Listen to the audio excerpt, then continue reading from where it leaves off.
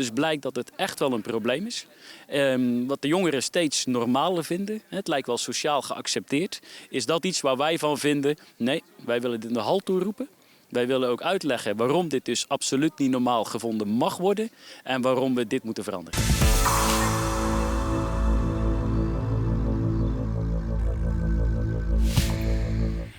Welkom, mijn naam is Angelo en ik ga jullie meenemen in mijn wereldje. Daar ga ik een presentatie over geven. Dus ik ga vertellen wat ik doe als hobby, wat voor mij inmiddels werk is geworden.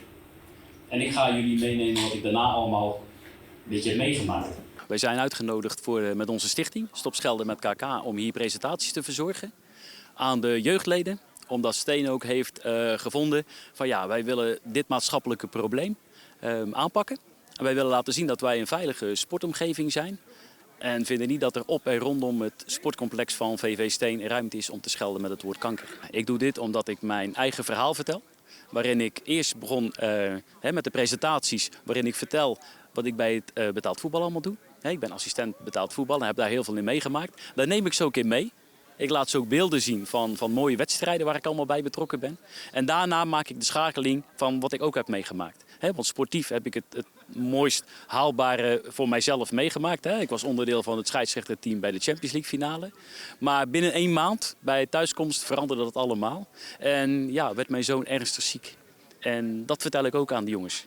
En hij kreeg de diagnose kanker op 8-jarige leeftijd. Na allerlei operaties en behandelingen en noem maar op, ja, is hij helaas overleden op 18-jarige leeftijd. Ja, ik moet zeggen dat op het moment dat wij onze presentatie doen, als ik het vertel tegen de jongeren, ja, dat het op een gegeven moment binnenkomt. Want ik neem ze mee in dat verhaal. Daarnaast vraag ik ze ook, van ja, wie hoort wel eens dat iemand het woordje kanker gebruikt in het taalgebruik. Steekt eigenlijk 100% de hand omhoog. En op het moment dat je vraagt, ja, maar wie hoort het nu bijna dagelijks, ja, is nog altijd zo'n 95 tot 98% die de hand omhoog steekt. Dus blijkt dat het echt wel een probleem is. Wat de jongeren steeds normaler vinden, het lijkt wel sociaal geaccepteerd, is dat iets waar wij van vinden, nee, wij willen dit in de halt toeroepen. Wij willen ook uitleggen waarom dit dus absoluut niet normaal gevonden mag worden en waarom we dit moeten veranderen.